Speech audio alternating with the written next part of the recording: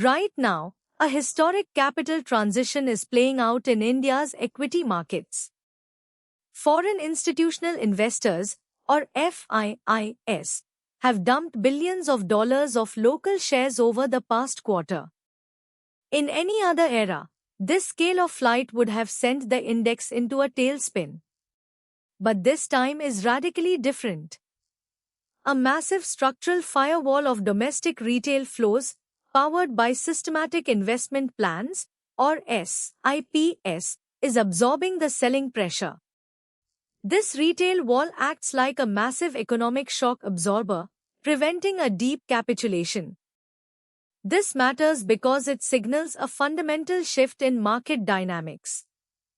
The pricing power has transitioned from global fund managers to domestic retail investors. For the first time, Indian equities are exhibiting deep asset insulation against external shocks. But to understand if this cushion will hold, we have to look closely at the underlying engine. But that is only part of the story. To see what is driving this resilience, we need to dissect the actual architecture of the benchmark. The NIFT 50 is not just a static collection of large-cap stocks. It is a dynamic, self-correcting index that acts like a corporate filter of the country's most efficient economic engines. If a company struggles, it gets pushed out. If a company excels, it enters.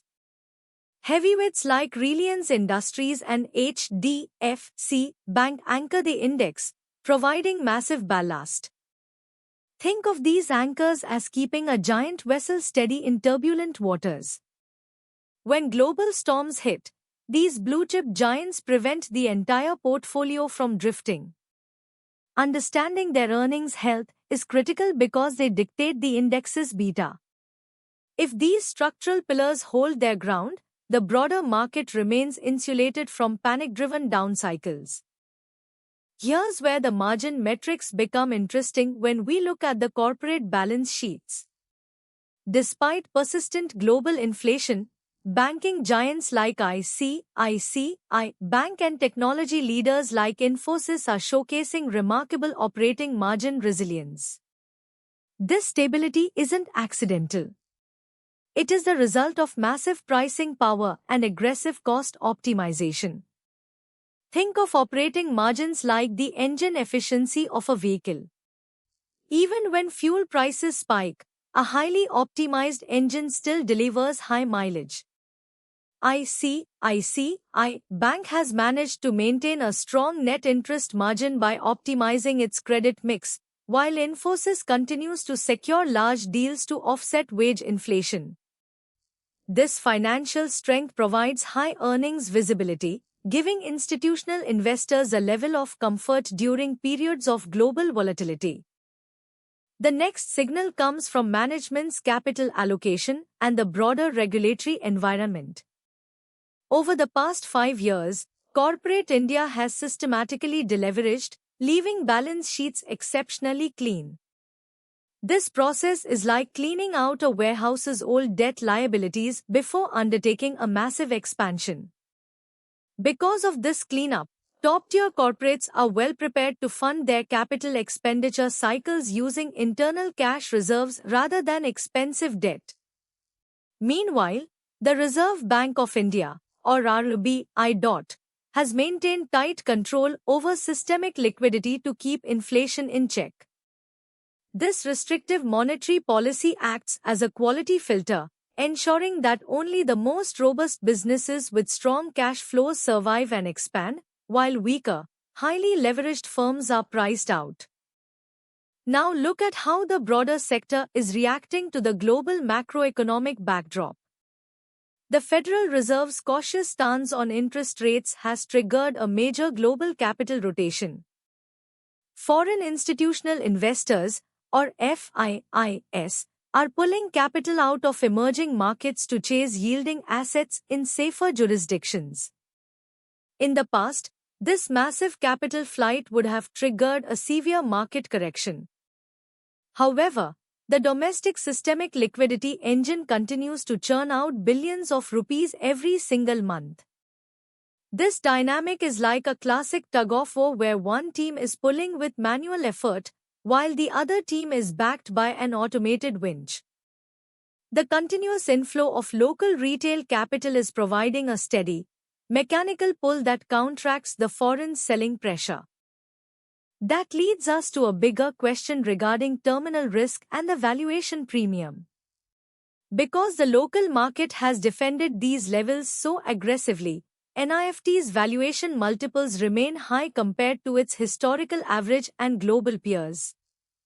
This valuation premium is like walking on a tightrope high above the ground. When you are suspended that high, even a minor misstep can lead to a sharp correction. If corporate earnings growth begins to decelerate, or if domestic inflation spikes due to rising commodity costs, the market will face a rapid risk repricing. Institutional investors are watching this premium closely, recognizing that any disappointment in quarterly results could lead to a swift valuation contraction as investors demand a higher margin of safety. This brings us to the immediate technical battleground where the short-term trend is decided. The index recently defended the critical support zone between 23,800 and 24,000. This technical support acts like a sturdy trampoline. When the market drops, this level absorbs the falling momentum and offers a base for a solid bounce. However, the path back up is blocked by a heavy glass ceiling at 24,500, where the 100-week moving average sits. To break through this glass ceiling, the market needs a significant catalyst, such as a pause in foreign selling or a surprise earnings beat. Until a decisive breakout occurs above 24,500, the market is likely to remain in a consolidative range. If the index remains stuck in a tight range, the game changes completely for active money managers. We are shifting away from broad index momentum and entering a stock-specific stock-picking market. In this environment, passive index investing loses its edge, and active alpha generation becomes the primary goal. It is like navigating a highly competitive marketplace. You cannot rely on the general mode of the crowd anymore. You must carefully inspect individual shops to find the real value. Sectors with strong policy tailwinds, such as public infrastructure and specialized technology, are showing massive relative strength. By focusing on companies with high return on equity and superior cash conversion, investors can find strong opportunities even if the benchmark index remains flat. This is how sophisticated capital is positioning for the next phase of this market cycle. The long-term structural story of India remains robust, but the period of easy, index-wide gains is behind us. Protecting your capital while selectively building positions in high-quality companies is the best path forward. Think of it like navigating a ship through a narrow strait. You need both eyes on the radar and a steady hand on the wheel to avoid the shallow areas of overvalued companies. To stay ahead of these micro and macro trends, make sure to subscribe to the channel and turn on notifications. We will keep you updated with deep, institutional-grade analysis. Let us know your thoughts in the comments below on whether 24,000 will continue to hold.